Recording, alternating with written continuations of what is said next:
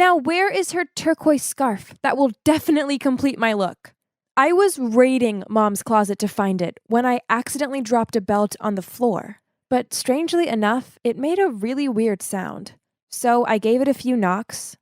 Wait, it did sound like the ground was hollow. I took a closer look. And oh my God, there was a hidden hatch or something in my mom's closet.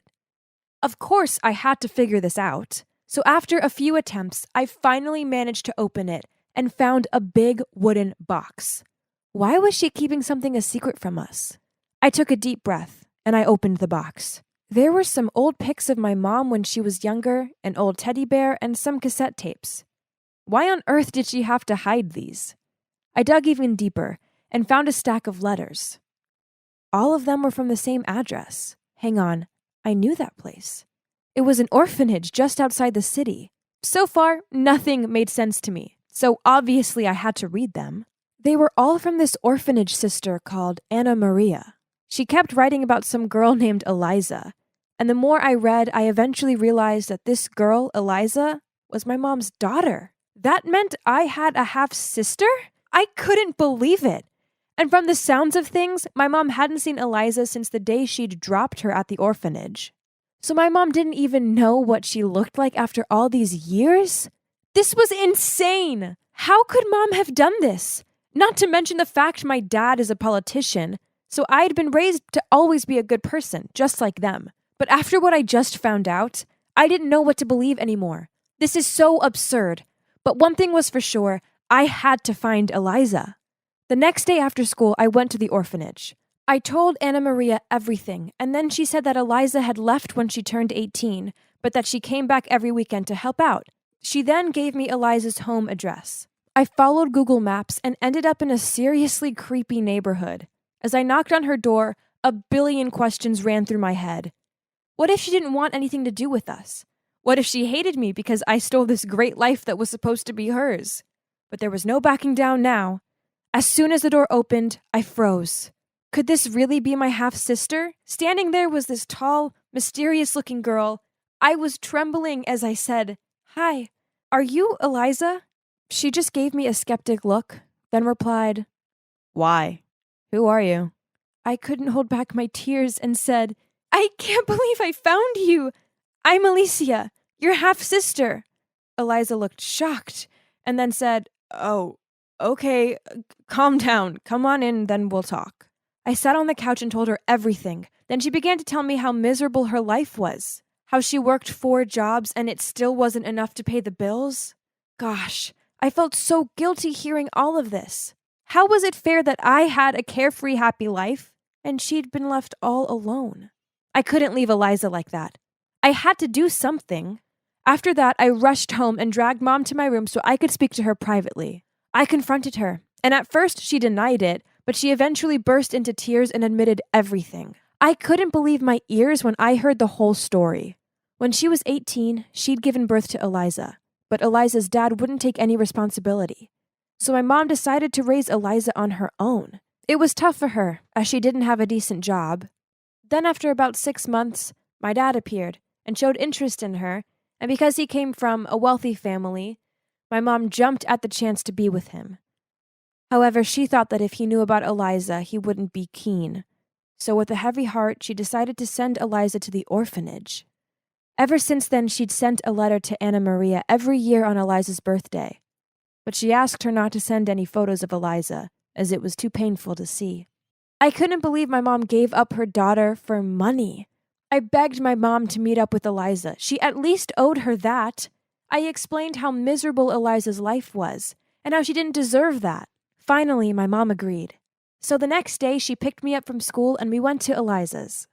As soon as my mom saw her, they were hugging and crying, and my mom was shocked at the shabby state of Eliza's place and immediately told her to come live with us. Oh, wow, Mom! I'm glad that we're reunited, but wasn't that decision too impulsive? What about Dad? Well, of course he was super shocked. My mom sat him down and explained who Eliza was, but he didn't take it well, and they ended up getting into a huge fight, which resulted in my dad moving out. I couldn't believe it. So, from that moment on, it was just me, my mom, and Eliza. I missed my dad so much, but it felt kind of nice to suddenly have a sister. I'd always wanted a sibling. We could hang out together, gossip, go shopping. OMG! This was going to be so much fun. But turns out it wouldn't be as fun as I'd hoped. One night, Eliza was watching a movie. I sat down next to her and said, "Oh man, I love this movie, but I can't stand the female lead. Her voice is so annoying." I turned to check on Eliza's reaction, but she stayed stiff as a board. So I continued. "In fact, she sounds just like my friend Kayla." Still no replying from Eliza. In fact, she didn't even look at me. Was she even listening? Well, clearly she was, because a few days later, my friends came over, including Kayla. And when Eliza passed us, she said, "Bet that annoying Kayla girl you told me about isn't here, right?" Oh my God. I literally froze. How could she say that right in front of everyone? In front of Kayla? I was mortified. And the worst part was that Kayla didn't want to be my friend anymore after that. Even my other friends stopped hanging out with me. They thought I was just another mean girl. And that wasn't all. Eliza started acting really weird. One day I came home from school to find her in my bedroom looking at my old photos. Then when she saw me, she said in a creepy voice, "You're so lucky you weren't abandoned like me." My God, that gave me chills. Then later that night, I overheard her asking our mom if she could get an allowance to make up for lost time. Oh, wow. But that was only fair, right? Well, the next day, I couldn't find my fave lipstick. And given that Eliza recently had unannounced visits to my room, I went to ask her. But she just shrugged and said, "Yeah, I took it. So what?" Whoa. Since when did she become so rude? Hang on, she was also wearing my floral dress. That was it. I'd had enough. I went straight to my mom and told her what Eliza had done. I expected my mom to be on my side, but she wasn't. She told me to be more understanding as Eliza wasn't used to being around other people, so she needed some time to adapt. That's ridiculous. And then it got even worse. She started to target my dad. "You should divorce him. The way he just left you like that, what an awful husband," she told my mom when the two of them were preparing dinner. "You could claim ownership of everything. You just need to prove that he's cheating on you, or that he's corrupt or something. I mean, he's a politician, so I'm sure he's doing at least one of those things." I honestly couldn't believe what I was hearing. I stormed into the room and started shouting at Eliza to stop trash-talking my dad. Then I turned to Mom. "Don't listen to her poisoned lies." But Mom just sighed and replied, "Eliza isn't entirely wrong. Your dad did just leave us, and he hasn't even called. Clearly, he's having an affair." OMG, that snake was brainwashing my mom. A few days later, I saw an article that my dad was charged for corruption. How was that even possible? My dad is a good man. There must be a misunderstanding or something. Could it be something to do with Eliza? "It was you, wasn't it? You accused my dad of corruption." I stormed in and screamed at Eliza. My mom was shocked and said, "Alicia, what are you talking about?" So I told my mom that Eliza must have planned this, and my mom said, "Don't be absurd. She has nothing to gain from that. Stop speaking nonsense and apologize to Eliza." Mom, I think I know what this is about. Alicia hates me, so she's starting to make up lies about me. In fact, you should be careful that she isn't a pathological liar or something. Or maybe even worse, she could have a mental disorder. My mom then said, "You're right, sweetie. Alicia, you need help. I'm going to make a hospital appointment for you." What? Was she serious? I tried to convince her that I was fine, but she wouldn't listen. I then turned to Eliza. "You won't get away with this." The next day, my mom tried to get me to go to the hospital, but I locked my bedroom door and refused to leave. But it didn't take long for her to find the spare key, and this time she came back with some dudes next door to help hold me down. I tried my best to break free, but it was hopeless. At that exact moment, I heard my dad's voice. "Let her go." I looked up and saw my dad was with a woman. My mom looked horrified and said, "How dare you bring your mistress into our home?" But my dad said, "It's not what it looks like, honey. This is Eliza, the real Eliza. That woman over there is an imposter. Her real name is Kim." OMG! I knew something was wrong with her. You might be wondering why my dad suddenly appeared. Well, I called him the day before and asked him to investigate Eliza, as I had a feeling there was something fishy going on. He went to the orphanage to get more info, and the sisters there kept saying Eliza was the sweetest woman, and that if he waited, he could meet her. Well, then the real Eliza turned up, and that's when my dad found out the truth. Turns out Kim was once Eliza's roommate. Eliza had moved out, but the sisters at the orphanage didn't know this, so they still gave me the old address. Eliza knew about my mom the whole time as she'd found the letters, but she was still mad about being abandoned, so wasn't ready to meet her. She told Kim everything about my family and how wealthy we were, so when I went by the old address and asked about Eliza, Kim seized the opportunity to steal Eliza's identity. My dad pointed at Kim and said, "I'll give you 10 seconds to get out of my house or I'll call the police. Don't you ever come near my family again." Kim fled immediately, and we never saw her again. As for the real Eliza, well, that was quite the reunion. At first it didn't go well, but gradually Eliza opened up to my mom, and of course my dad's corruption charges were dropped after he was found innocent. He also forgave my mom and moved back in. Eliza visits us often, and I have to say, it's exactly what I hoped having a big sister would feel like. I'm so glad we're all reunited now.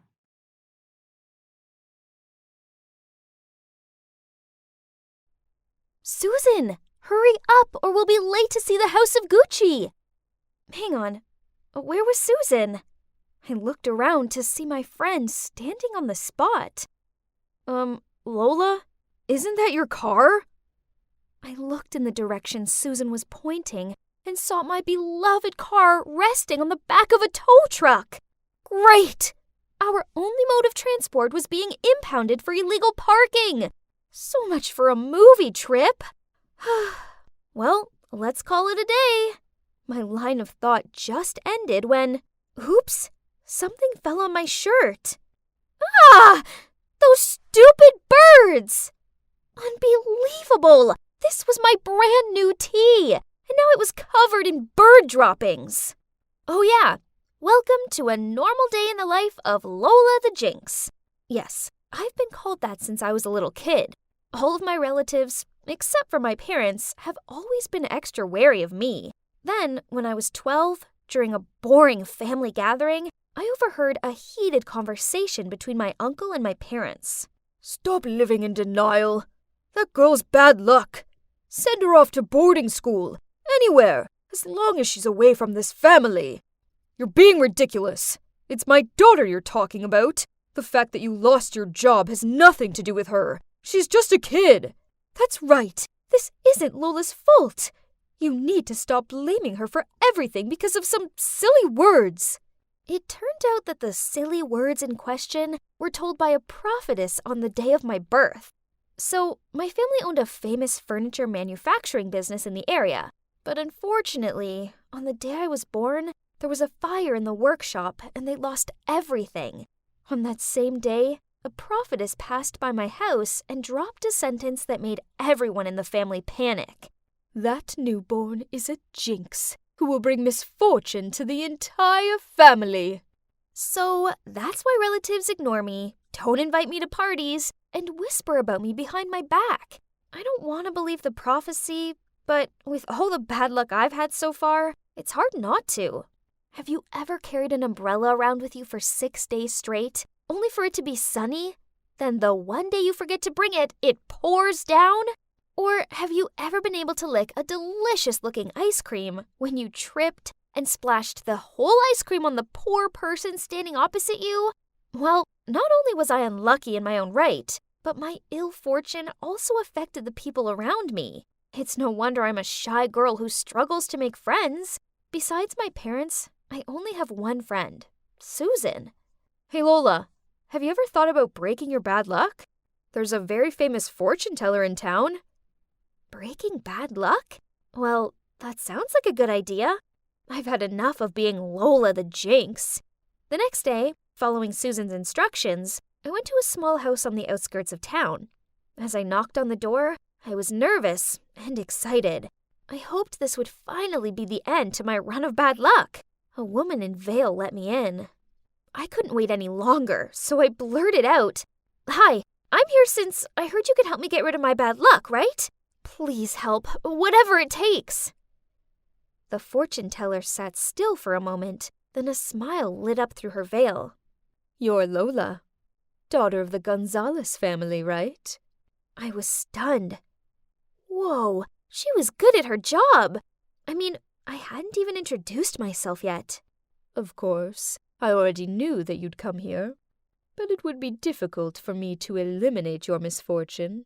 There's only one person in the world who can undo your jinx. They will bear all the bad luck for you, and even bring you good luck at the same time. Is that so? But who could that be in this whole wide world? I blurted out. The fortune teller smiled and said that if I wanted further clues, that would cost me a few more bucks. Oh well, I've already come this far, so it's worth spending the rest of my monthly allowance to know who my mystery savior was, right? Then she pulled out this drawstring bag and shook it. She told me to draw an item. Oh, it was a small tile with a single letter on it. A. Well, well, well. Interesting. A person whose name starts with an A. Fear not, Lola. The universe will signal you to find that very person. I then went home and couldn't stop searching my mind for people I know with A names. Let's see. The most potential person was Ariel, a classmate of mine who was super lucky in everything. That's right, no one else but her. She was born wealthy and fortunate. She didn't even study and she always got good grades. Actually, she just won the school raffle. Her prize was a year's supply of donuts and a bowling trip. Obviously, she was the complete opposite of me. With her inherent luck, surely a little bit of my jinx seasoning wouldn't make her too miserable, right? But honestly, I'm not fond of Ariel. She's sour, scornful, and a show-off. Still, dear Lola, anything was possible if you wanted to end your bad luck. So I was determined that from tomorrow, I would make her my best friend. Together we would have the perfect balance between bad luck and good fortune. But easier said than done. Being friends with Ariel meant I had to continuously compliment her on everything. Her new shoes, high grades, choice of lipstick color. Ugh. She also made me go and queue up to get her lunch. Someone like me struggled to carry my own lunch without tripping, let alone two. But the weird thing was, I didn't fall over. Actually, ever since I started hanging out with Ariel, I couldn't recall anything bad happening. With my newfound luck, I started opening up to some of my other classmates. And you won't believe it. An unlucky girl like me even won 2 tickets to the opening of a new water park. So I decided to share one with Ariel. To be fair, it was her luck that got me those tickets, right? But, uh-oh. Hang on. Was that Ariel tottering out of the changing rooms in her stiletto heels? What an idiot! And right after that, just as you might have guessed, she slipped over. But to my horror, she also frantically grabbed onto my arm to take me down with her. But wait, why didn't I feel any pain? Oh, was I dreaming? Did this handsome guy just save me? As for Princess Ariel, she broke a tiny fingernail, so she just stormed off sulking. Never mind, as I had a new companion, my super cute hero, Anthony. Since then, Anthony and I talked to each other every day, and just like that, we officially became a couple. Honestly, who would have imagined that Lola the Jinx would one day have a very wonderful boyfriend like Anthony? Maybe my luck had finally changed. Yay! So the prophecy was fulfilled. Ariel was the one who brought me luck. But actually, thinking about it, Ariel didn't seem to be having any bad luck at all in the meantime. Well, apart from the fingernail incident, but in that instance, she was lucky she didn't sprain her ankle or anything. Perhaps we were all riding on the good luck train, for once. But there's still one thing I can't understand. Honey, why were you so late today? Sorry, babe. On the way here, I got a flat tire. Twice. Yeah, you see, my boyfriend sure had been having a lot of bad luck lately. But wait, Anthony also has a name that began with the letter A. Could it be that it was Anthony who bore my bad luck? Not Ariel? Oh no, this couldn't be happening. Then, over the next few weeks, my suspicions were confirmed. Anthony lost his phone.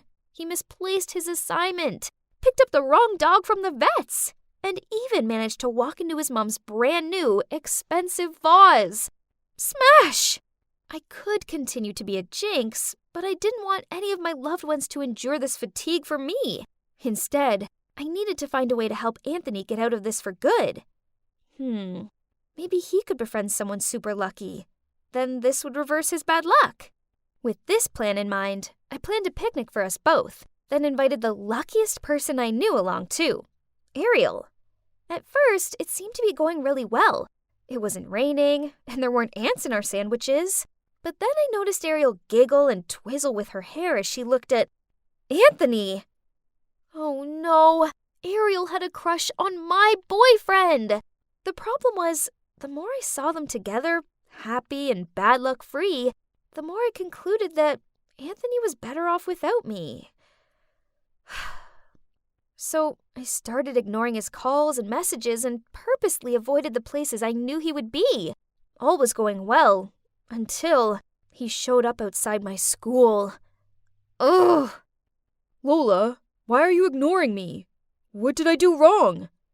I pretended not to hear anything and kept walking, but he ran after and caught me by my wrist. So I yelled at him. Nothing! You're perfect! That's why I stopped talking to you.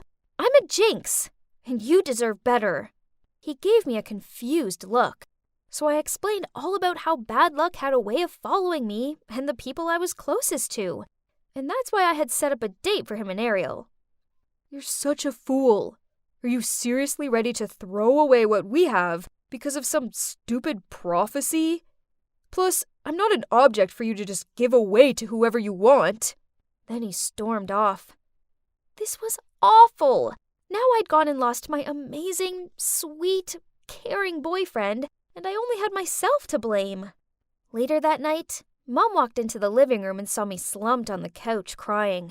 She asked me what was wrong, and I blubbered out all about my bad luck, the fortune teller, and how I lost my boyfriend because of it. I think it's time I visited this fortune teller. It might be the prophetess from the day you were born. I didn't see her back then as I was in the hospital with you. If it really is her, I'm longing to know why she decided to put so much stress on our family with her ludicrous words. The next day, Mom and I went to the fortune teller's place. Mommy yanked the veil off her face and stared at her in shock. Turns out they went to school together. And back then, this woman was jealous of my mom's luck. A jealousy she never got past. So she tried to sabotage her by telling those ridiculous prophecies to not only me, but the rest of our family. Thinking about it, throughout my childhood, my relatives treated me like a bad luck charm. So that's how I acted. I alienated myself, acted insecure, and had no confidence. Maybe it was my negative energy that was making me unlucky, not some dumb prophecy. So what happened next? Well, Mom made sure the whole town found out about what a fraud the fortune teller is. She wrote a public apology to us and paid us compensation. As for me, I decided it was time to make my own luck. So I went round to Anthony's and handed him 2 tickets for the water park. And I apologized for all my superstitious nonsense. He seemed to appreciate the gesture, and he forgave me. So we're back together. Yay! From now on, it's only positive vibes, happy thoughts, and grasping life's opportunities. The most important thing I've learned is that if you see life as beautiful, it'll always be beautiful to you in return.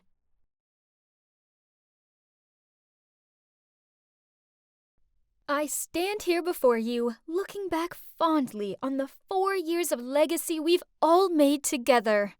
Do you see her? The girl in the graduation gown giving that awesome speech? Well, that was me, Taylor Flores. Take a look at my parents. They looked so proud of me. Oh, but I will never forget this face. This is Jonas, my arch enemy. We were the top 2 students in our school and had been competing against each other since forever. But too bad, Jonas. You lost the final battle. because I was the one asked to give the graduation speech, not you. It's safe to say that I had it all figured out after high school. First, I would move to New York to attend the most prestigious college in the city, majoring in English, of course. Then, when I graduated from college, I'd write my first novel, then publish it to acclamation and glory. Now, that's what I call a perfect plan. Just wait for it. You will see my face on thousands of book covers. Taylor Floris's time has come. I want those pages by the end of Friday, else be prepared for a pay cut this month. Ugh! I hate deadlines! As you can see, my life didn't exactly turn out as I planned. What went wrong, you ask? Well, after I graduated from college, I pursued my writing dream. But every agent and publisher I sent my novel to rejected it. I kept pushing myself to write more, but then I ended up having writer's block. I couldn't create stories anymore, so I decided to switch to writing for newspapers. I used to think that if I had to write for a newspaper, then it'd at least be a famous one. But life is not a fairy tale. On the contrary, it's actually cruel and unfair. Well, at least it was to me, because my preferred newspaper rejected me a bunch of times. So now I ended up here, working for this unknown news website with an all-time grumpy manager. Okay, so back to what was happening at the office. Suddenly, my phone buzzed through an email. Oh no, it's an invitation to my high school reunion. No way I could go back to my hometown and see everyone. They'd all see what a loser I'd become and I'd be the joke of the party. All the worst-case scenarios were running through my mind until a call from Amelia came. It's my bestie from high school. She asked me if I was going, and I told her never in a million years. If you don't go, then everybody will assume that you failed in life and you're too ashamed to go. So the best thing you can do is to attend and keep your head up high. Man, Amelia really had a point and was great at persuading other people. No wonder she's now a lawyer. Ugh. So here I was, in front of the venue, feeling so nervous that I thought I may throw up. But it's now or never, right? I just needed to put my game face on. I entered the room to a load of unfamiliar faces. Huh? Was I in the wrong place? I was about to leave when I suddenly bumped into somebody and fell on the floor. Ouch! I looked up. It was a chubby lady who was holding her baby in one arm and gripping a toddler's hand with the other. I instantly apologized. I'm so sorry. I hope I didn't hurt the kids. Oh, it's fine. You're lucky my belly was big enough to block you. She then paused and took a closer look at me. Is that you, Taylor? You look great. Let's get inside. The party just started. Wait, she knew me. But who was she? I guess she did look familiar. Maybe I should wait for Amelia and ask her, as she had kept in touch with most of our classmates. I looked around, trying to find someone familiar to have a chat with, but my gosh, why was it so hard? But then I saw a woman who had beautiful, long blonde hair, and I instantly knew who it was. Jessica, the hottest and most popular girl in high school, and the captain of the cheerleader team. I walked over to her, and we began to catch up. We chatted a lot, and she was so funny. I don't remember her being so hilarious.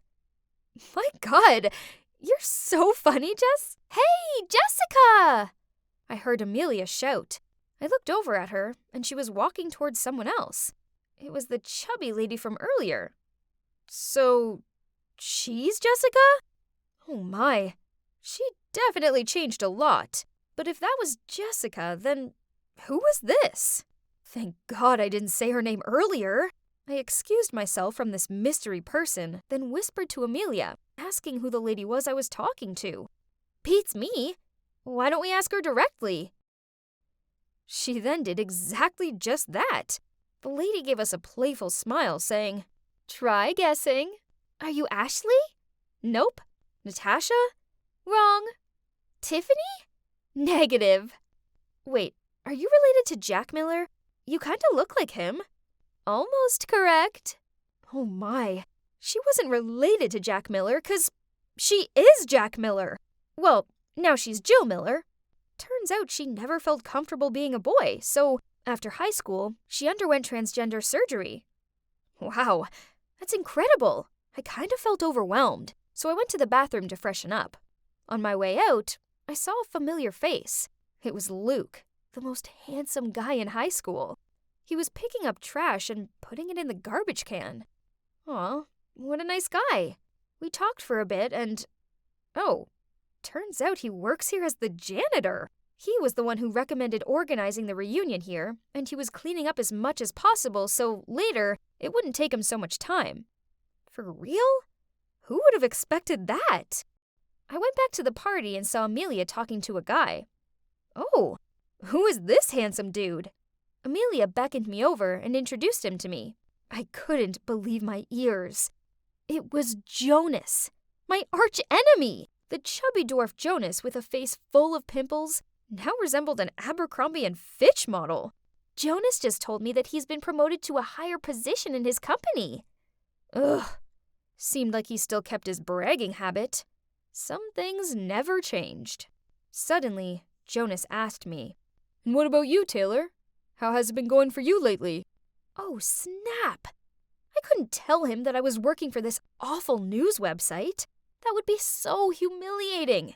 So, thinking fast, I blurted out that I was a managing editor for this huge newspaper in New York. Jonas and Amelia looked at me in shock. In your face, Jonas. If I had a mic, I would definitely drop it. I asked Jonas what position he was promoted to, and he replied, "Oh, I got Chief Technical Officer." Huh, nice try, but it was no match for my amazing job. I won that battle, loser. Well, in general, the reunion went pretty well, even though I had to lie about myself, but whatever. It's not like I was gonna see Jonas again, right? Wrong. A week later, I received a Facebook friend request from him. First, I ignored it, but then a few days later, he texted me via Messenger, asking why I didn't accept him on Facebook. Ugh, that was so annoying. Fine, but first I had to readjust my page. I needed to hide photos, statuses, and tags that were related to my company. Done. Then Jonas began to text me. "It was nice seeing you the other day. Would you like dinner sometime?" I'm sorry, what? Was he asking me out on a date? Or was this a prank? 'Cause I live in New York. I told him that, and oh my God, he lives in New York too. Ugh, great. But the thing is, I told him last time that I'm an editing manager, and that's a busy job. So during our date, I asked Amelia to pretend to be my secretary and call me a bunch of times during dinner. However, before we could play our act, Jonas was the one who received a dozen calls and then had to leave early because of an incident at his company. After that, he texted me quite a lot, but still feeling bitter from being ditched at dinner the other day, I only replied to him after 30 minutes. Every time. But on days when he didn't text me, I found myself staring at my phone, longing to hear from him. Jesus. I was falling for him? Jonas? Why Jonas? I couldn't understand myself anymore and was unable to stop my feelings. So when he told me he liked me, I said I liked him too. And soon we became a couple. It was great at first, but then Jonas insisted that he drive me to work and pick me up. Oh no. I refused, of course, but he wouldn't take no for an answer. Ugh. So when Jonas dropped me at the fake office, I had to run. No, I had to sprint 5 blocks to my real office to make it on time. And then in the evening, I had to leave 30 minutes earlier to run back to the other office and wait for him to pick me up. The first 3 times, I could handle it. But Jonas wanted to drive me to work every day. That's enough. I needed a break from all this running. Eventually, I came up with an excuse. I bought a bike and told him that I wanted to ride to work, as it would be good for my health. Phew. I didn't have time to run 5 blocks each day anymore, because I had an important interview to prepare for. Oh yeah, I was applying to my dream newspaper. Again, if I did get in, I don't need to lie to Jonas anymore. And luckily, my interview went pretty well. I had a smile on my face as I walked over to the elevator. First it was just me, and then a bunch of employees went in. The elevator was about to close when suddenly, from the outside, someone put his hand between the doors. Please wait! And that's when I saw a familiar face. Jonas! Our eyes met, and we both looked shocked. Then one of the employees said to him, Hey boss, I already finished the report, and will send it to you this evening. What? Why did the guy say that to him? When the elevator reached the ground floor, I quickly ran out of it. Jonas ran after me, held my hand, and said, Wait, let me explain. What is there to explain? We both lied to each other. Jonas held me in his arms and tried to keep me calm. Then he began telling me everything. Oh my God. Turns out he's the actual editing manager of this newspaper. Ugh! Well, that explains a lot. I should have known he didn't work in technology, as I once asked him to repair my laptop, and he ended up locking himself out of it. Hearing you say you had my job shocked me. I didn't want to embarrass you, so I made up another position. So he knew right from the beginning I was lying. Then why did you insist on driving me to work, when you already knew I didn't work there? I was just messing with you. Besides, I was kinda curious to see how long you could keep the lie up for. I'm sorry. But the truth is, I like you. I have liked you since high school. Back then, I was always competing with you because I wanted you to notice me. I thought I was about to throw a tantrum, but thinking back, it was all my fault. If I hadn't lied in the first place, then Jonas wouldn't have had to lie about himself. Right at that moment, I received an email from Human Resources. Oh God, I got in! They were so impressed by me that they had to email me right away. I was so happy that I hugged Jonas as he said, Congratulations, newbie. Now, let's get to work. Your first task is to go out on dinner with me. Yeah, so now Jonas and I work at the same place, and he's my boss. I used to hate losing to him, but now that he's my boyfriend, I feel fine. Actually, I'm really proud of him.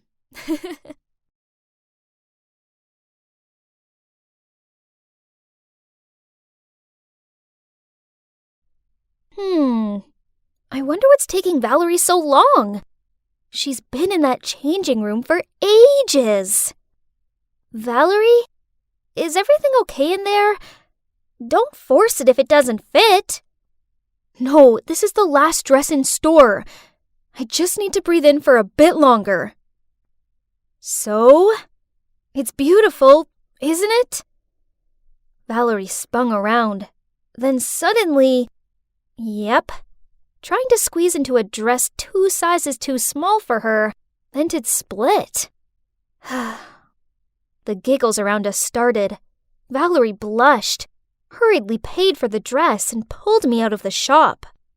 Why am I so fat? Ugh! I just want to feel pretty on my date.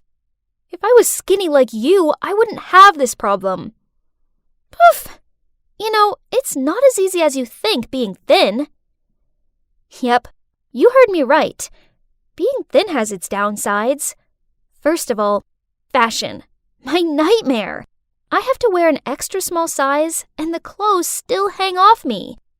Actually, most of my clothes are from kids' stores, so I feel so untrendy. Then in winter, I have to wear tons of layers just so I don't freeze to death. And in the summer, I can't wear cute clothes as I look like a coat hanger. Not only that, because I'm so skinny, people often ask me to do nonsense stuff. Once, I was studying in my room when suddenly I heard my sister Camilla calling me. She'd forgotten her keys and forced me to climb through her tiny window gap to get them. Seriously, I can't even.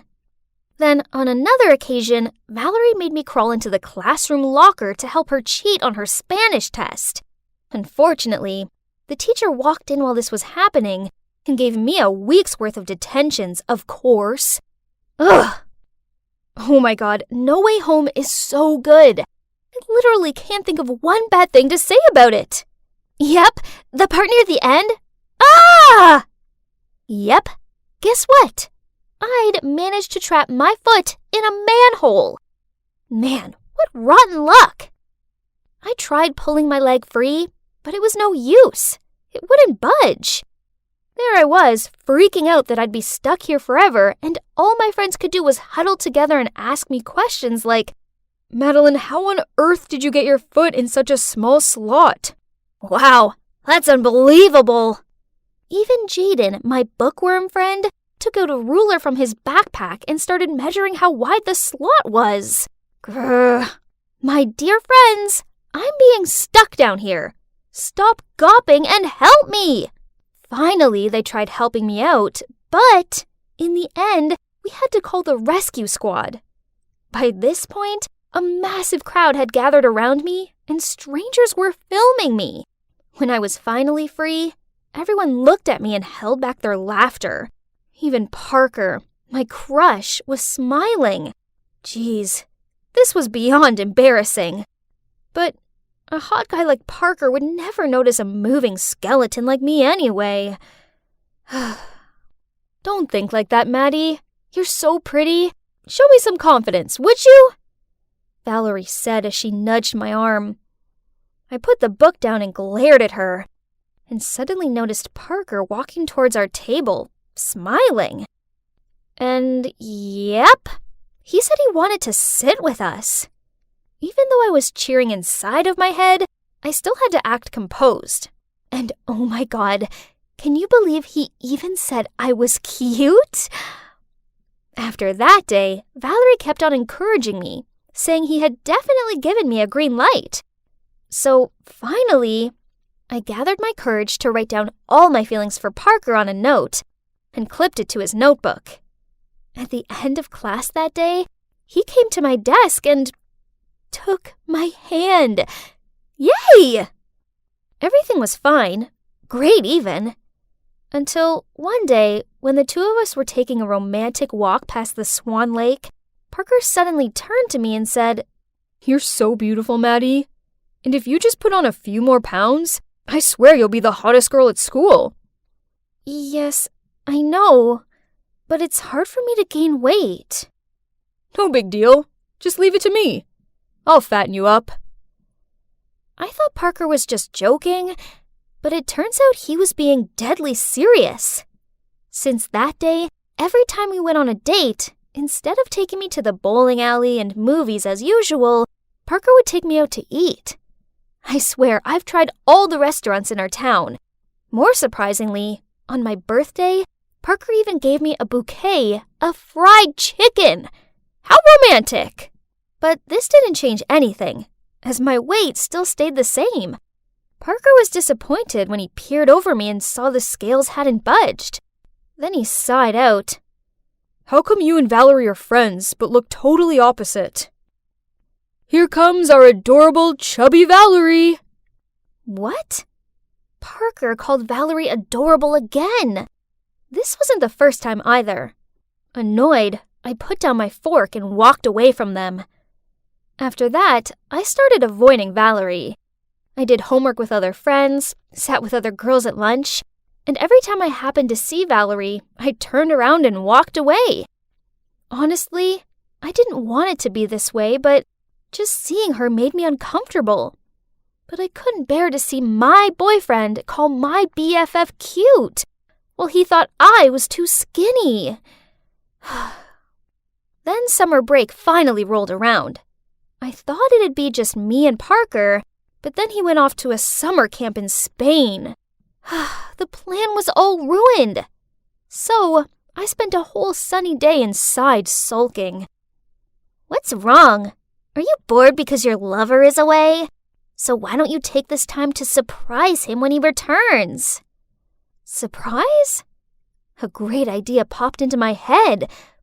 But how do I get chubby? Easy peasy. Okay, if it's that easy, then show me. Okay, if you do my summer homework for me. What? She's such an opportunist. But I really wanted to pile on the pounds and please Parker. So, without hesitation, I nodded in agreement. So, from that day on, I started following Camilla's weight gain plan. I switched veggies for greasy foods, and my main meal was always late at night. I also changed water for milkshakes, but I did have to stop drinking them when the smell of milk alone made me feel sick. Seeing me eating crazy like that, my parents worriedly said, Madeline, eating healthily is important, else your health will be affected. But I ignored their advice. This time, I definitely had to gain weight. Finally, after a month of trying, I gained some weight. Yay!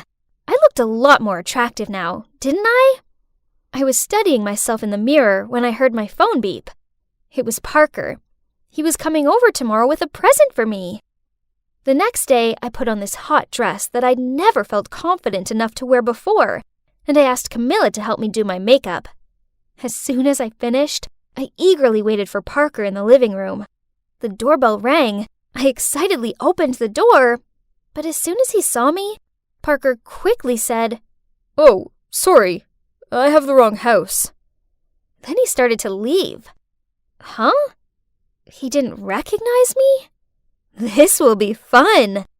No, honey, you're not mistaken. It's me, your destiny. Madeline? Is that really you? Oh my, how on earth can you be this big? We've only been apart for a month. So, you don't think I'm prettier now? To my surprise, Parker shook his head. No, you're so fat now. It doesn't look okay. Lose some weight. Huh? This was so confusing. I thought he wanted me to be bigger. As annoying as this was, I still listened to Parker and tried to lose the weight I'd put on. So it turns out that losing weight is far trickier than it sounds. Actually, it's 1,000,000 times harder to lose it than it is to gain it. After a month of healthy eating and exercise, I gained another pound. Ugh! Stop eating that. Are you giving up already? You must try harder. What? It's just some popcorn. Why does he have to be so rude about this? I'll give you 2 weeks to lose weight, else we're done. Huh? What did he just say? Done? He was the one who wanted me to gain weight in the first place. Now he was threatening to break up with me if I didn't lose it. How ridiculous. You know what? I don't need 2 weeks. Let's end it right now. It's clear you never loved me at all. You only like my appearance. If you truly cared about me, you wouldn't care what size I was. Then I walked off. Ugh! How could I have been so stupid? For the entirety of my relationship with that jerk Parker, I was blindly following him. I only cared about pleasing him, and it cost me so many things, including my best friend. I needed to apologize to her right away. I nervously knocked on the door, then waited. Finally, Valerie opened it, but on seeing me, she went to shut it. I'm so sorry. Just let me explain, please. Valerie, I'm so sorry. It was all because I was afraid Parker would leave me for you. But I realize now that he's a massive jerk, and I was an idiot for ever trying to change for him. Jeez, you're crazy. Parker is totally not my type. I scratched my head and told her about how terrible Parker had treated me and how I'd foolishly listened to him. Man, that douchebag! Then she hugged me. Valerie confessed to me that she'd been trying to lose weight by lowering her calorie intake, but the pounds weren't coming off. And worse still, she felt weak and tired all the time. I nodded in agreement with her. So, from then on, Valerie and I made a promise to love ourselves, regardless of what size we were, and to never let anyone try and change us. And look, that's Walker and Joel, our awesome boyfriends who love us just the way we are. And you know what? It feels so good not caring what other people think. So don't ever let idiots put you down. 'Cause when you allow yourself to just be you, then you can finally realize just how beautiful you truly are. I was taking an interesting-looking book from the bookshelf when suddenly I saw a face peering back at me. Wait a minute. Oh God, not him! I quickly hid my face behind a book, but too late. He'd already seen me. Duh, what was I thinking? Now I looked even more pathetic. You must be wondering why I was desperately avoiding this dude. Well, this wasn't just any dude. It was my ex-boyfriend, Owen. Talk about a day ruined. Oh, hi, Owen. I didn't see you there. Are you here by yourself? Oh no, I'm here with my girlfriend. There she is. Hey babe, I'm here. I turned around and, geez, my day just went from bad to catastrophic. How on earth did they end up together? Yep, I knew that girl. She's Mila, my stepsister.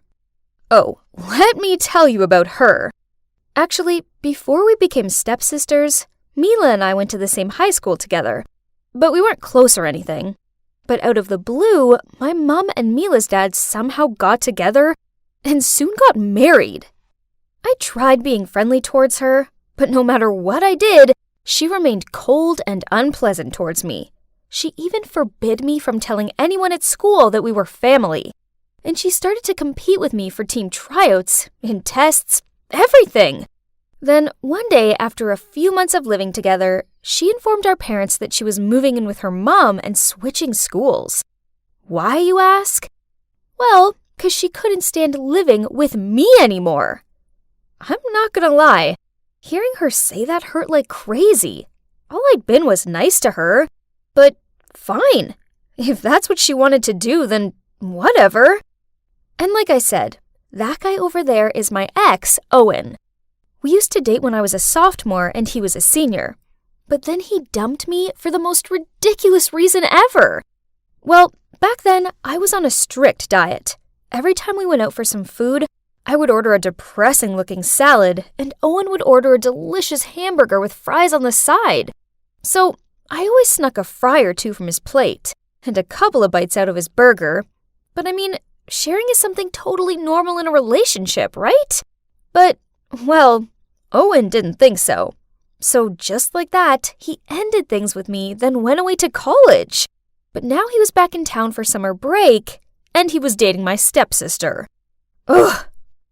Oh, hey Amy. Long time no see.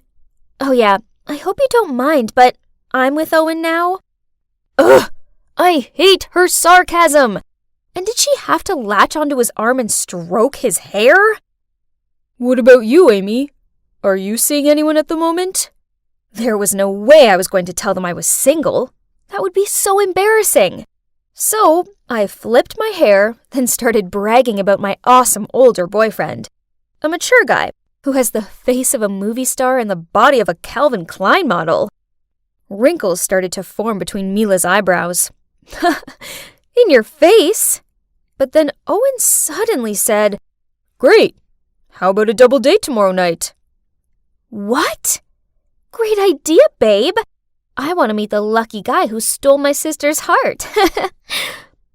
My God, they weren't joking. Ugh, I had no other choice but to agree. Darn it, where was I going to find a handsome older guy by tomorrow? Amy, are you trying to wear away that table? Oops, I'd been so preoccupied with my dating dilemma, I hadn't realized I'd been cleaning the same table for 20 minutes. Hey, but wait.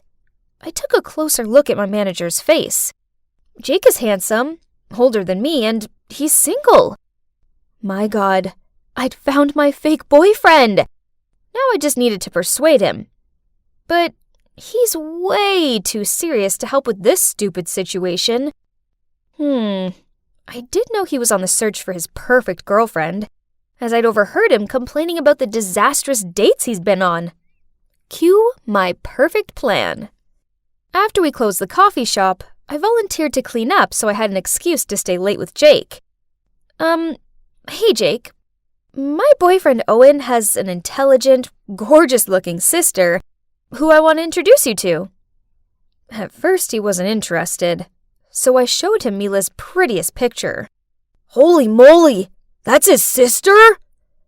Jeez, why so surprised? Mila is not that beautiful. Whatever, at least I had his attention. I asked him if he wanted to go on a double date, and he immediately agreed. Yes, jackpot! So my plan worked. But the only issue was that my fake boyfriend thinks he was on a date with Mila, and that I was with Owen, when in reality they were actually both together. But no worries, I could pull this off. Right? So for our double date, we all went bowling. Jake took an instant liking to Mila and tried to impress her with his bowling skills. Me, on the other hand, sucked at bowling and got constantly teased by Owen. So when it was his turn and he misjudged his throw and threw the ball straight in the gutter, I had loads of fun teasing him back. To be honest, I was enjoying hanging out with him. And please, don't get me started with his looks. He's definitely grown more handsome with time. Suddenly, it was my turn again, and Owen was asking me if I wanted him to show me how to throw a bowling ball correctly. I timidly said yes. So he stood behind me, touched my hand, and showed me. Oh my God, my whole body was heating up, and I could feel that Owen was blushing too. Hang on, I think I still have feelings for him. Mila didn't deserve him. He should be with me. Overall, the double date was a big success. Jake didn't suspect a thing. And not only that, but he also helped keep Mila away from Owen so that I had a chance to win him back. But then a few days later, Jake told me that he really liked Mila and asked me if I could set them up on a date, but this time only the two of them. What? He actually liked Mila? Of course, I couldn't set them up. It was impossible, because Mila was with Owen. So, reluctantly, I suggested another double date. He agreed, but this time he insisted that we went out for a romantic dinner. Fine. Everything was okay at first, but then Owen placed his arm around Mila while she fed him some of her mashed potatoes. I glanced over at Jake and saw the dumbfounded look on his face. I needed to separate them quickly, so I asked Mila to come to the bathroom with me. Oh, Owen is such a great guy.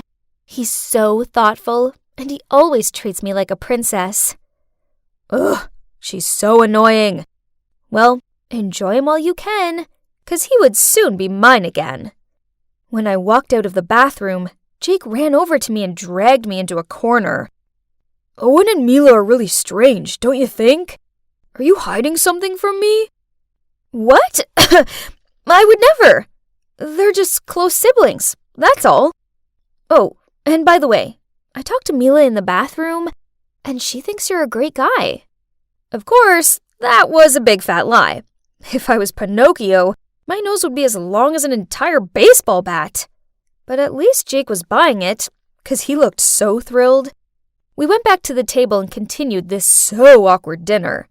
Suddenly, Owen and Mila started calling each other Buttercup, Cutie Pie, and other disgusting nicknames. Jake and I just sat there with super awkward faces. Hey, Mila, you and Owen seem to be pretty close. Have you always been this way? Of course. We just can't get enough of each other, can we, sweet stuff? She looked at Owen with dreamy eyes and kissed him on the cheek. Yes, on the freaking cheek! I looked over to Jake and, yep, he looked so horrified, but maybe he hadn't figured out they aren't siblings. Ugh, who am I kidding? Of course he'd figured it out. After the double date, he yelled at me for tricking him. I explained to him that I really like Owen and that I was trying to win him back. What about you? Do you like Mila? Jake silently thought for a minute, then nodded. He really likes Mila a lot. So I suggested that we should team up to break the couple up. And Jake agreed. I told Jake that Mila is into photography and also has professional equipment. So he messaged her asking if she could take photos of the coffee shop for his online page. And Mila said yes.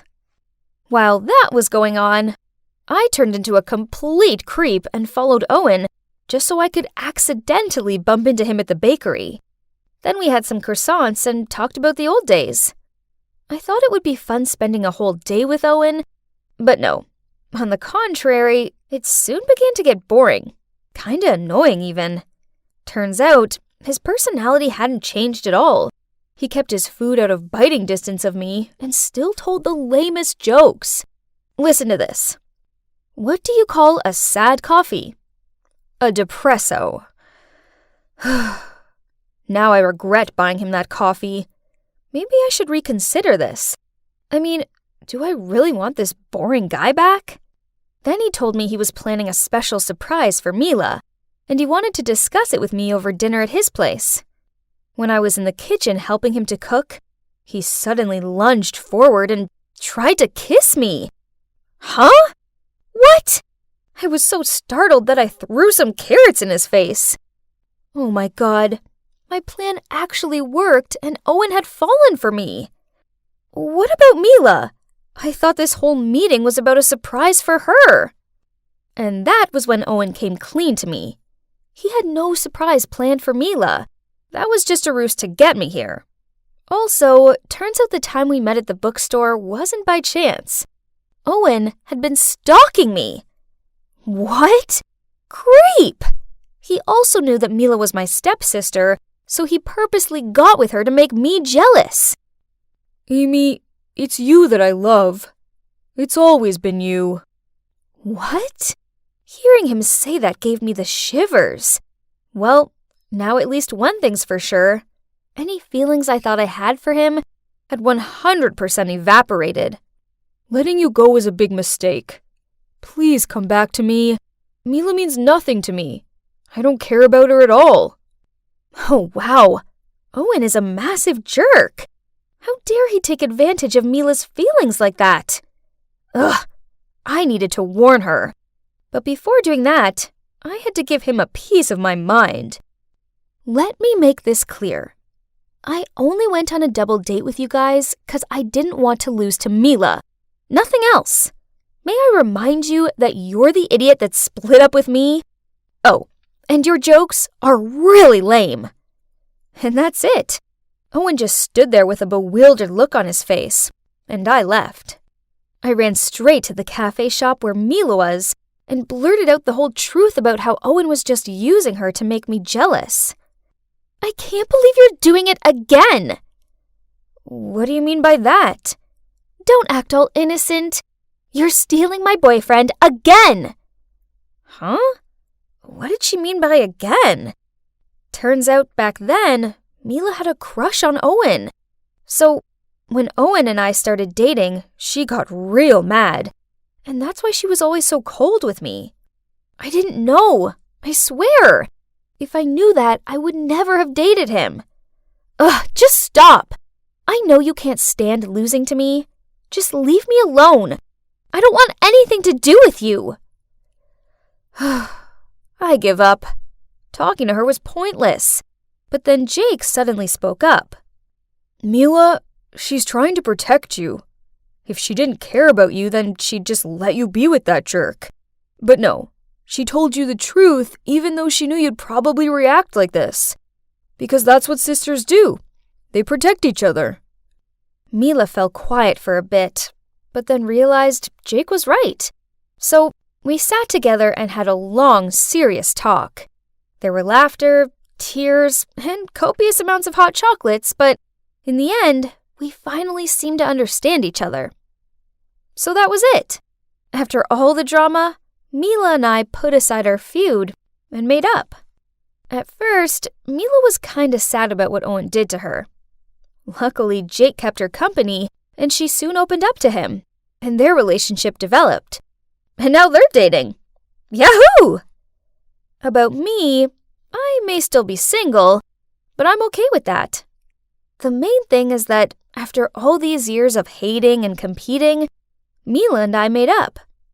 I don't have a boyfriend, but I have something better. I have my sister back. I'd only just arrived at school, yet I could tell something was up. Dude, what's with all the fuss? Did Carl do something crazy again? Look at this. Jeez, gross. Sorry, wrong direction. This way. Here you go, Miss Stewart. the new principal of our school. In front of me was a stern-looking woman who exuded a terrifying aura. Ooh. Well, that was unexpected, as we all assumed that Mr. Smith would take the lead because he'd been serving as school vice principal for pretty much forever. Suddenly, everyone's phone vibrated. Why the stern face? She looks so angry at the world. Is she allergic to our skin? Every skirt is too short, lol. No dance party this year? Unbelievable. Is she a principal or a jailer? Warning you guys, she knows our secret smoking place. Jeez, look at all those faces pinned to their mobile phones. The gossip mongers. Over the next few days, rumors about our new principal seemed to be everywhere. Info about her seemed more sought after than Imagine Dragons tickets. Also, from day one of the principal's arrival here, a series of bizarre stories began to circulate. One day I was walking into class and heard the most ridiculous story in the world. My school was haunted. Idiots. I quietly crept under the table, then suddenly poked my head up and shouted, "Boo!" which caused all my friends to jump in fear. Haha, losers. All that spook stuff is nonsense. You don't believe it, huh? Yet Stacy saw it. Oh no. Stacy? I didn't know they dragged my crush into all these silly gossip things. She's usually a smart girl. Not sure what had gotten into her. After that, Stacy lowered her voice and started talking passionately about her chance encounter with a silhouette that appeared in front of the principal's office. But worst of all, before she could get a closer look at it, it vanished. It was probably just the security guard. Nah, when I left, I still saw him dozing off in his room. He even checked the camera and saw Stacy just standing and saying hello, even though nobody was there. Creepy, right? Then the story went further, when someone claimed that the new principal was a witch and was bringing evil forces to the school. Oh my God, Stacy. I needed to pull her out of this mess of nonsense right now. But no matter what I said, she insisted. I saw it with my own eyes. What if she really is capable of dark magic? Oh, come on. We're not kids anymore, Stace. Evil forces, witches, demons, they aren't real. But it's you who might get in trouble when the principal starts investigating who's spreading the rumor. Josh, it's driving me crazy. I need to confirm what I saw. But I'm scared. Can you come with me, please? I hesitated for a moment, then nodded. Okay, back gate, 10 p.m. tonight. Let's just get it over with. Plus, it'd be a great chance to impress my crush, isn't it? That night, I arrived at our meeting point early and waited around. It was freezing, and not gonna lie, I got goosebumps. Okay, calm down, Josh. Ghosts were just tricks of the mind, and it's time to show my future girlfriend how tough I am. As I was deep in my thoughts, a hand suddenly touched my shoulder. Jesus, Stacy! Do you know what time it is? Oh, sorry, I'm a bit late. Did I scare you? Of course not. Let's get inside and end this obsession of yours. But how are we supposed to get in? Stacy pointed at a big hole in the school's fence that was hidden by a bush.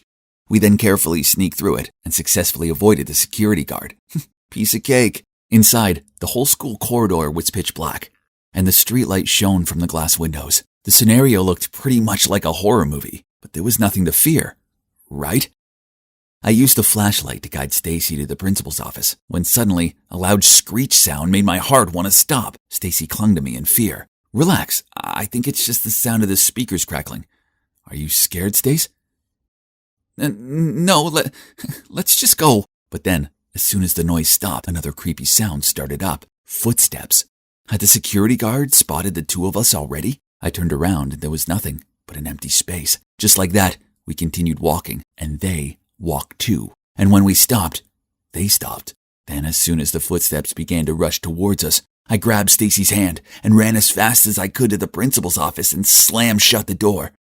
Listen, Stacy, the footsteps were probably from the security guard. You see, clearly, we're the only ones here, so stop believing in these things, okay? I just finished talking when suddenly the door burst open, and I could see a motionless figure standing there. That's him! Holy mother. I was so scared that I closed my eyes and grabbed onto Stacy. Then when I opened my eyes, the shadow was moving towards us. Terrified, I rushed to the door to escape and, bang! Both me and the ghost fell. Mike, are you okay? Mike? The three of us sat awkwardly on the sidewalk outside the school. I didn't need the chilly wind to make my heart feel frozen. As it turned out, Stacy already had a boyfriend, and that boyfriend was none other than Mike, my best friend. Ugh, so much for me wasting my time playing hero. And if you're wondering why Mike was here, the answer was to help Stacy put on this phantom play. That's right. Both the crackling and the footstep sounds were all made by him. Hang on, why did she make up this ghost story thing? Even prepared a whole play for me and the others to acknowledge it? Stacy explained that it was only because the new principal was too harsh, creating strict rules and making it difficult for the students. Huh? But I don't think any of these rules affect her much. I mean, Stacy had always been a model student anyway. So why did she have to take it to this extent? I asked, but Stacy just ignored me and asked me to keep it a secret. In the following days, people kept questioning me on my late-night expedition. At first, I just kept quiet because I didn't want to get involved in annoying gossip and to be reminded of how my best friend turned out to be my love rival. However, rumors about the haunted school spread quickly and reached the press. Fear swallowed the school. A few students even transferred to another one because they were so scared. Although I wasn't a fan of the new principal's strict rules, what Stacy did had gone too far. One day, I was about to find her to figure this out when I saw her walking alone down the exit stairs. Stacy, I know you're the principal's daughter and the admin of the spooky group chat that has been on the rise recently. What? Stacy's the principal's daughter? Unbelievable. And wasn't that person Mr. Smith, the vice principal? Perhaps we're after one same thing. Don't you want your mom to work elsewhere too? Right? But your method doesn't seem to be working so well. So what do you suggest? There is an easier way, that is, hand me your mother's seal. I will take care of this. That's too dangerous. How can I trust you? Now that we're on the same boat, you probably don't want your mother to know what you've done behind your back, do you? As soon as Mr. Smith left, I immediately ran to Stacy. No, you can't do that. You don't even know him personally. Be careful. But Stacy insisted on doing it on her own. She said that since her father passed away, she'd grown tired of her mother's rules. School was the only place she used to feel free. But now, that also been ruined for her. I can't live 24/7 under my mother's containment. Do you understand? Well, it's true that being a teacher's child must be stressful enough already. Not to mention being the child of a strict principal. That would surely be even more exhausting. But conspiring with Mr. Smith was a step too far, right? And what will be, will be. A few days later, a ton of messages regarding the principal faking test scores to improve the school's ranking broke out. And of course, she would be subject to disciplinary procedures and may have to quit her job forever for violating professional ethics. I looked over at Stacy. Her face darkened and suddenly she darted out of the classroom. I chased after her and looked everywhere for her, but she was nowhere to be found, until I heard a sobbing sound coming from the abandoned canteen. Thank goodness, there she was. Seeing me, Stacy burst into tears and poured her heart out. She could not have foreseen the consequences of her actions, and naively let Mr. Smith take advantage of her and created all this. Stace, I think it's best to tell your mom the truth. There's still time to fix this, quick, before it's too late. She wiped her tears and gave me a hug, then agreed to go find her mom. Mom, I'm sorry. I started the rumors and I conspired with Mr. Smith to help ruin your career. I thought the principal was going to go ballistic, but then to my surprise, she came forward and pulled Stacy into her arms. I know things have been tough since your father was no longer with us. I've just been so worried about you making the wrong choices and going down the wrong path that I started to be stricter on you. I love you and never meant to put this much pressure on you. I'm sorry. Please forgive Stacy. She never meant to hurt you, and she feels terrible about it. Everything's fine. Thank you very much, Josh, for telling me about this. Huh? You already know everything? Yeah, I was so worried that you would be taken advantage of, so I told her about the conversation you had with the vice principal. As for the rumor that the principal had to quit her job, it was me who spread it. I mean, that's how Stacy realized what she did was outrageous and could have big consequences, right? Although her mom forgave her, Stacy was still nervous because she'd given Mr. Smith her mother's seal. It's okay, dear. What you did accidentally helped me to get evidence of his embezzlement by impersonating me. His misconduct will soon be handled. It's all good now. My work here was done. I fixed things with Stacy and her mom. But most importantly of all, I proved that the school's not haunted. So what's next? Well, Stacy must have been so moved by my heroic actions and started developing feelings for me. As she broke up with Mike, Not long after that, then asked me out. But he's my best friend, and there's no way I'm making him sad over a girl, so I turned her down. Besides, her mischievous side is kind of terrifying. Girls are dangerous. Wow, this cake tastes like heaven. I reached out to grab another piece when I heard a growl behind me. I told you to be graceful, didn't I? Then, Mom pulled me over to greet this smartly dressed couple. Ugh, again. They looked me up and down, then said, I heard that you're a gifted pianist. We would love to hear you play. Huh? Piano? I'd never played it before in my life. Before I could say a word, Mom chimed in. Unfortunately, Phoebe's just sprained her wrist. Maybe next time. I looked at her confused. Why would she lie like that? Jeez. Mom, why did you say that I could play the piano? Ah, yes. I may have bragged to them that all of my adopted children are excellent. What can I say? All moms boasted about their kids, right? And yep, I'd grown up in an orphanage before Mom welcomed me into her family. This place is pretty grand, huh? I found it overwhelming at first, and ended up getting lost trying to find my room. Luckily, there are plenty of my adoptive sisters around to show me where to go. I do have 10 of them. Yep, you heard me right. 10. It was as if I had just moved from one orphanage to another, only no more orphaned. And we're all similar ages, which is unusual, as foster parents often prefer younger kids. They said us teenagers are rather stubborn. Not to mention how my adoptive dad is never around. Seriously, I couldn't even tell you what he looks like. So it's just us girls here. I got on best with Collins. She's a couple of years older than me, and we share the same bedroom.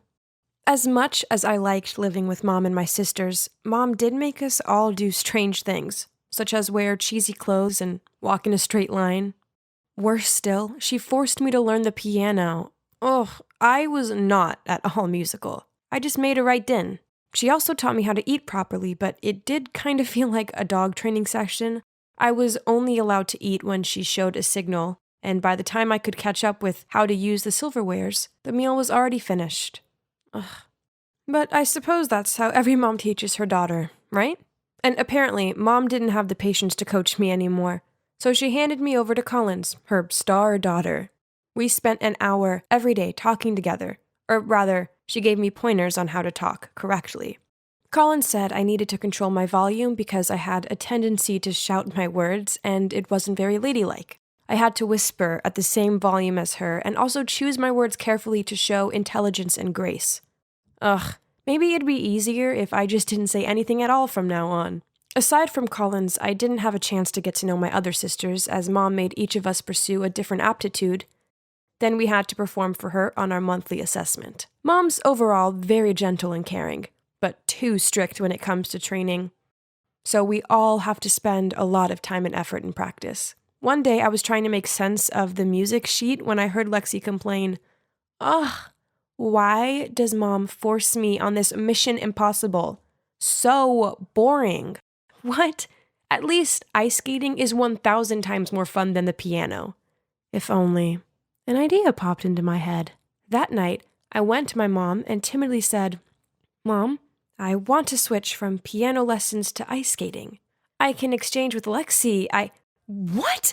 No. But why? Lexi doesn't even like ice skating. Well, it's because I can see potential in each one of you, so it's impossible to switch. Frustrated, I went back to my room and began whining to Collins, but she thought that it wasn't a big deal. Mom knows what's best for us. Well, that I'm not too sure about, yet we didn't even get to go to school. As Mom said, her homeschooling was enough. While I only found her method rather strange, I've dreamed of this perfect life with an amazing mom, but Mom was never very affectionate. It didn't matter how much we studied or tried to perfect our chosen hobby. She never cuddled or praised us, not even Collins, who's the smartest girl here. I was desperate to impress Mom, so one time I spent ages making this Portuguese appetizer for her, but all she did was take one bite and say it was okay. I asked her if she didn't like me, but she just replied in a growl tone that she was helping us to have a high position in society and a bright life. But I don't need those things. I just wanted her to like me. This place is so stuffy. And the only time that I can actually breathe is when I'm on my Friday morning bread buying errand. Ugh. Then suddenly someone patted me on my shoulder, which startled me so much I dropped my stuff. Hey, it's really you. But is something wrong with you? Why the strange walk? The only thing I'm good at is buying bread, but now you've ruined it. See? Jet stooped down to pick it up for me. He was still as rude as ever, but I still found myself jealous of this free spirit off him. We used to be a perfect match at our orphanage, and quite embarrassing to admit, but I was very naughty back then, and often shoplifted with him. You could go steal some more. Remember our tricks? I have to tell you 3 things. Firstly, I've been adopted. Secondly, my adoptive family is wealthy. And finally, I'm being educated to be a noble lady, so no more stealing. That's ridiculous. I also have 3 things for you. I've been adopted too. My parents love me so much. Oh, and they're cops. We looked at each other and burst out laughing. So we were both caught, weren't we? Jet and I sat down on a nearby bench to catch up. And when I poured my heart out about my new family, he interrupted me. Sounds strange to me. Why would they only adopt teenage girls? And what are those training lessons and monthly evaluations for? Then, Jet insisted that he would investigate my adoptive family. That's silly. But anyway, it's fun to reunite with a friend, and we agreed to hang out every Friday after that. And here comes my first assessment. Of course, I couldn't even play a simple melody, so I had to study for 3 more hours every day. My sisters suffered even more. Kinsley was forced to abstain from food because she weighed 2 kilograms more than the standard. In contrast, Willow had to eat continuously at night in order to gain 5 kilograms. If it's to this extent, then it must have not been simply for the sake of the casual boasting of a mom, right? On the next Bread Friday, I told Jet about last week's assessment. He firmly stated that there was a problem with my family. I don't think so, Jet. Mom just wants the best for us. Listen, Phoebe, I think she trained you guys on purpose. Each of you has to be good at a certain subject, just like the shopping orders. Orders? Don't go too far. You know Kobe beef? Cows are made to listen to music, given beer to drink, and massaged, but in the end, you know what the outcome is. Oh no. Is that what this is? Mom always said that she would give us the best life, as long as we worked hard. Were we being tested and stamped like those cows? One day, I came home to Collins excitedly packing her suitcase. Mom said she's taking me to a new school tomorrow. So Collins was leaving? But where? I'll miss you, sis. Text me when you get there? But days passed without a word from her. I asked Mom, and she said that Collins' hard work paid off, and she'd been accepted into a prestigious school, but they had a strict no phones rule. Huh, that sounded sus. So I told Jet, and he insisted I report the case. Another Friday, Jet and I met at a church near the bakery. Why did he choose this boring place? I was looking around when I saw a group of schoolgirls coming out of the church. They all wore the same dull uniform, had their hair neatly tied back in a bun, and all obediently lined up. Then there I saw her. Collins? I was about to rush over to greet her, but the glare of the woman accompanying her scared me off. This was not right. I'd got to ask Collins what was going on. So I grabbed Jet's arm and went after the group. But they got into a black car and sped away. Maybe they chose this church as a place for their transactions. Smart, huh? They put everyone in school uniforms so no one would suspect them. But seeing those faces, I'm sure they're about to be sent to the black market soon. Black market? The thought alone made me shudder. I had to save Collins. I couldn't let Mom get away with this. That night, I tiptoed downstairs to eavesdrop. Okay, I'll deliver her this weekend. Correct. She's 5'7". She can ice skate, cooking and painting. Of course, I have her trained as required. You won't be disappointed. So the deal goes as planned, okay? See you on Sunday. That's it. The next delivery was Lexi. I checked her room and saw her packing her stuff, a beam of innocent happiness on her face. I quickly texted Jet, and he immediately replied, "Just wait at home calmly. Don't act without thinking. I'll figure something out." That night, I couldn't sleep a wink. I was so terrified something terrible would happen to Lexi. So early the next morning, as soon as I saw Mom and Lexi getting in the car to leave, I snuck into the trunk, lay there without making any sound, and sent Jet the location. The car took a long time to stop. Had we finally arrived at the transaction location? When it seemed safe, I carefully climbed out and saw Mom talking to a fastidious-looking middle-aged woman. What did Mom say that made Lexi so panicked that she kept clutching Mom's hand? The woman handed Mom a rather thick envelope, then grabbed Lexi's hand and dragged her away. God, where was Jet? I couldn't just sit still like this and watch my sister being taken away. Let Lexi go! Now! Phoebe, what are you doing? Stop it. You're going to sell us, aren't you?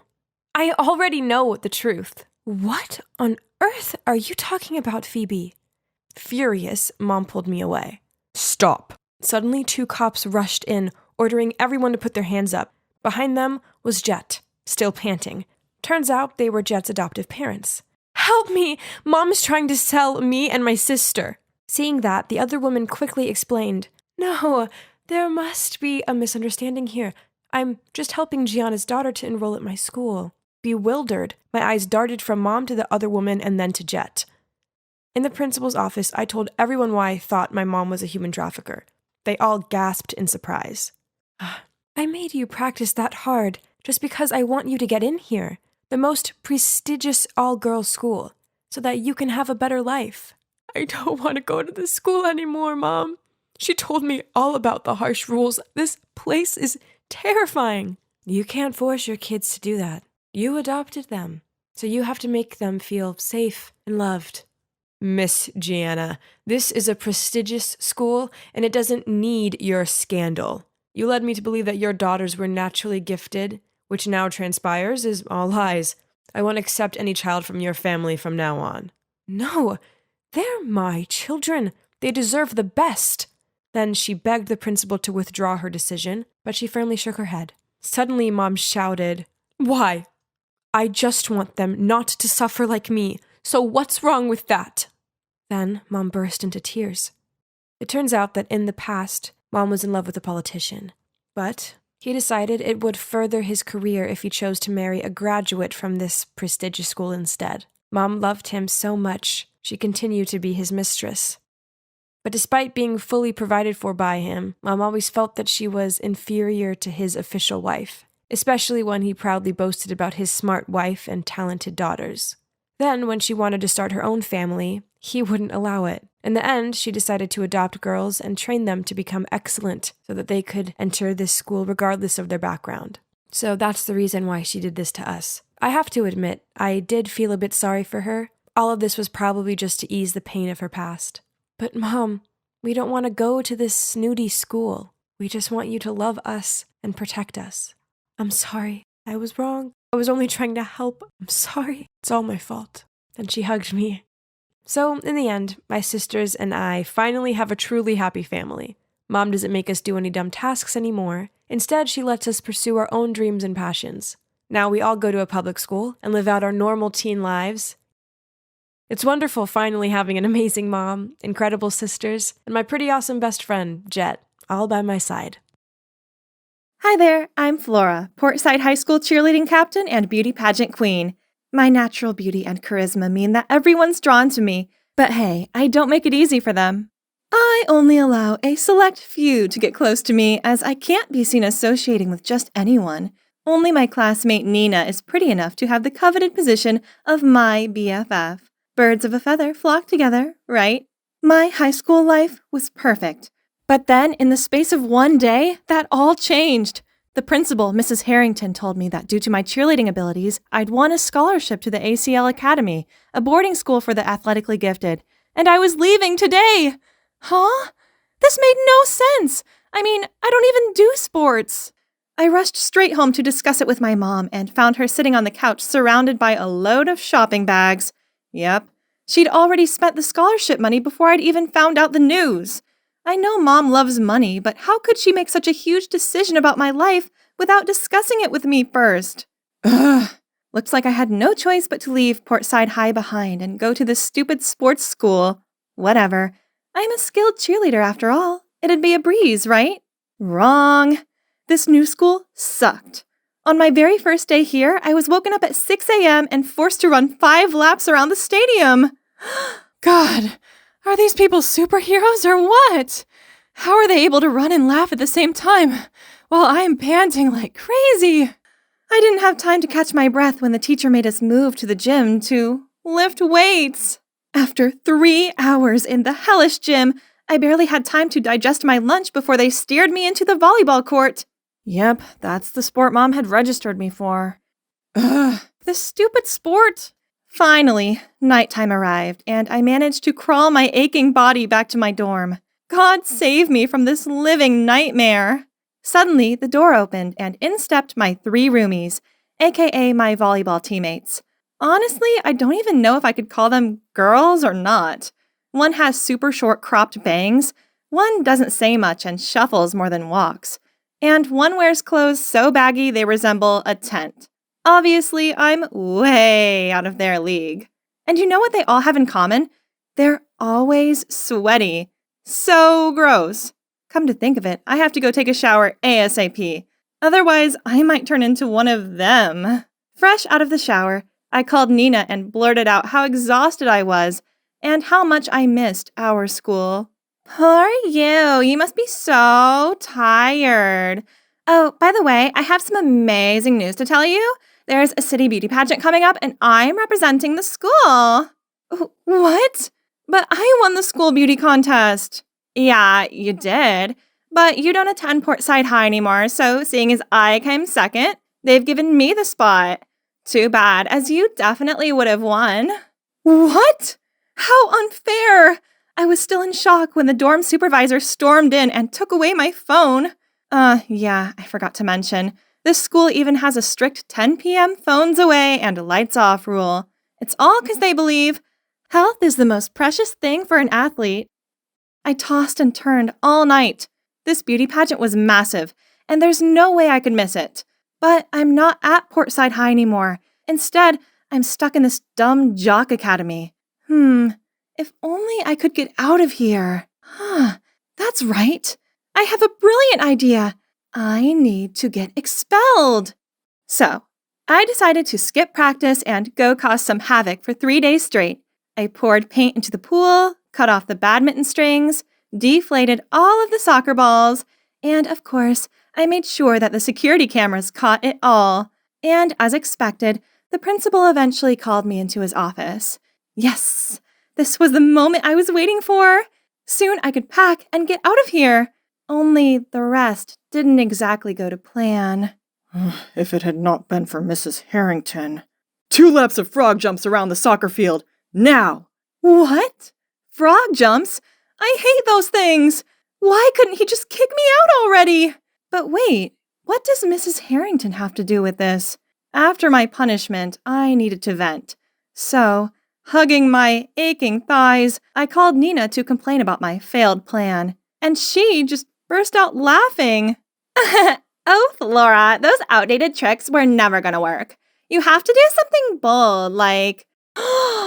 Oh my God, Nina is a genius. The next night, following Nina's instructions, I sneaked out when everyone was asleep. That's right. I'm going to wake the whole school up with these firecrackers. I lit one in the dorm's backyard, then ran to hide behind the bushes. 3, 2, 1, and silence. Huh? I went back to check and saw that it had gone out. What's wrong? Is this one broken? I tried again and again, but the same thing happened each time. As if a ghost did it? Just the thought of it sent chills down my spine, so I sprinted right back to my room. Okay, so not only had my plan been a massive fail, but it had left me super tired. Needless to say, this morning's run was not fun. Zombie alert!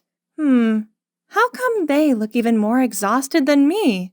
Hey, have you guys heard about the doomed jock? He's the ghost in the dorm's backyard.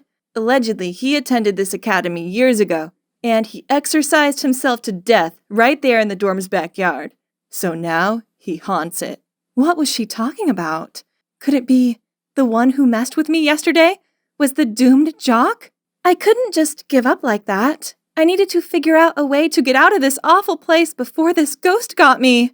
How about starting a fight? I heard that the fencing team and basketball team were the 2 toughest groups in the school. So, I sprayed paint on their fencing masks and punctured all of the basketballs, and left a fencing sword at the scene. Then I wrote both teams an anonymous letter.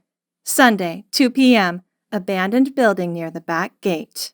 When Sunday came, I hid in the abandoned house and waited for the two groups to arrive. Look at their tense faces. This was going to be fun. I quickly called the cops and then took advantage of the chaos to blend in with the feuding teams. I almost got punched in the face when, fortunately, the cops got there just in time, causing everyone to frantically flee the scene. I happily ran to a cop. "It's me! I started this fight!" But, to my surprise, the cop just asked if I was hurt. Then he hurriedly chased after the gang. Only then I realized that if I wanted to be caught, I had to do exactly what they did. Run away. Oh, man. I was staggering my way back to the dormitory, feeling deflated, when I spotted the fencing and basketball teams coming my way. Freaked out, I looked around for a place to hide, but there was only one car parked on the side of the road. With no other way, I ventured to open the car door and, oh, it wasn't locked. I quickly jumped in, hid under the back seat, and lay completely still. At that moment, the car door swung open. I closed my eyes and braced myself to catch some hands when suddenly the car revved up and left. Looking up, I saw the principal sitting in the driver's seat, whistling happily. Oh, so it was his car.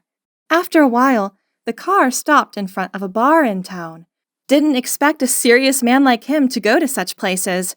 But wait, an underage student being caught by the principal here would surely get me expelled, right? With that in mind, I hurriedly followed him, but at the door, a security guard stopped me and asked for my ID card.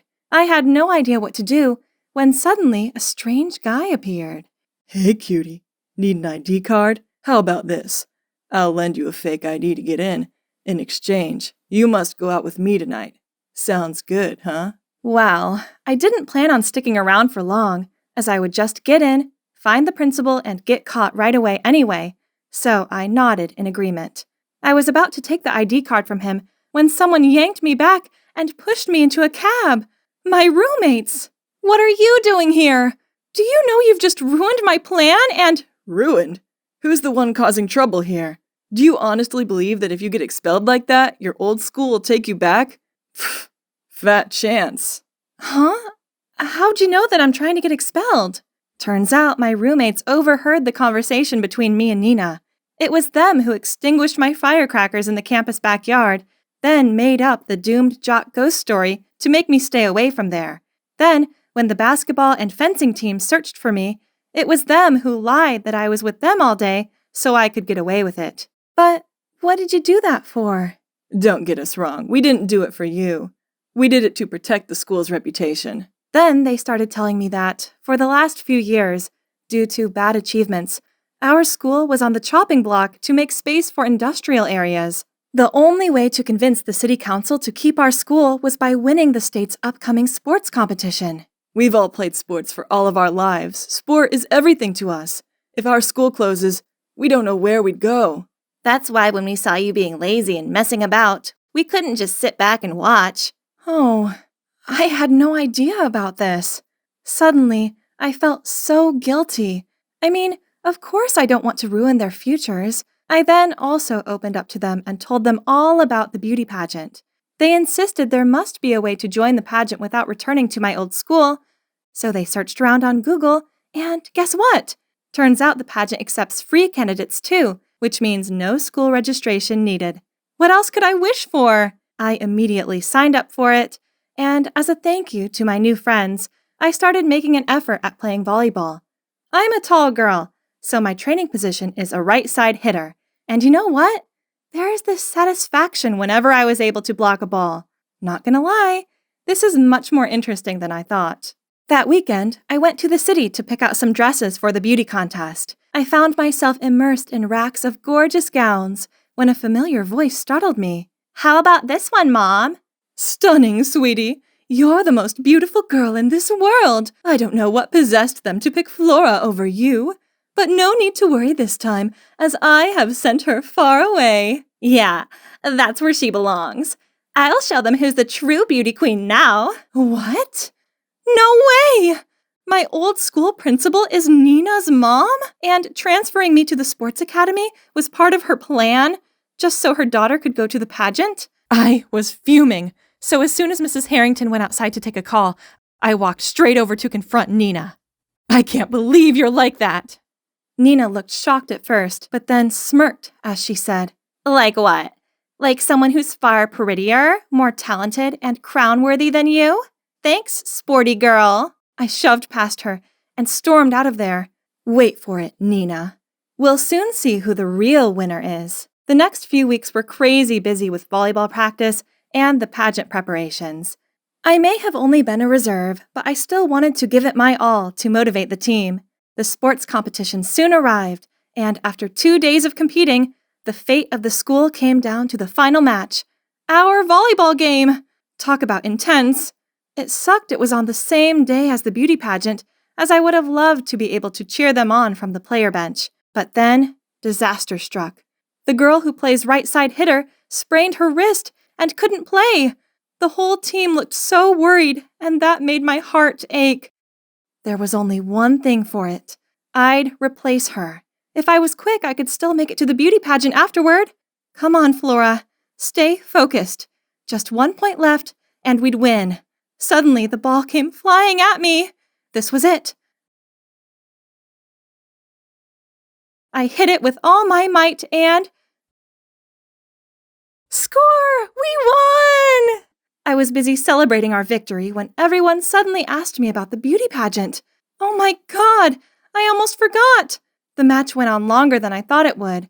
My friends dragged me into the taxi, but when we got there, the show was already coming to an end. And worst of all, guess who was standing there wearing the winner's crown and looking all smug? Yep, Nina.